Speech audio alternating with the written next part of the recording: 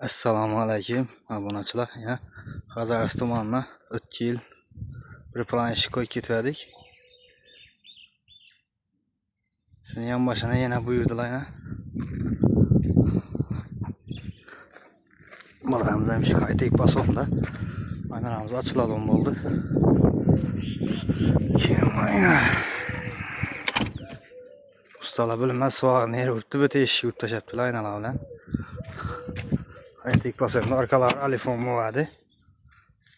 Ondan aynamıza qarang. Ustalar soğuğunu o'tib tashlab. O'tishamiz. Keyin bu anımız yine portişe. Bunu akşam onatı ketdik. Yine aynalarımız. Bunlar açılmıyordan oldu. Tek bason, çipetlen işleri. Arkalar alifon.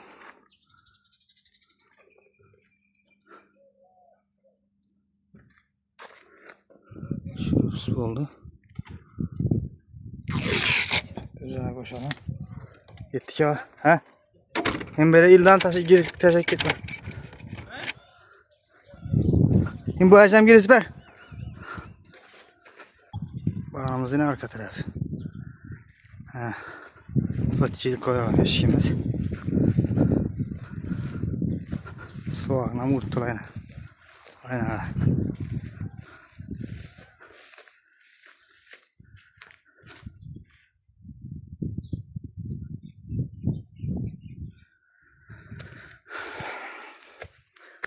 Ustalara iltimas ettik.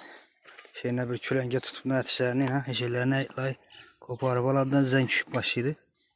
Keyin bizlerden görediler.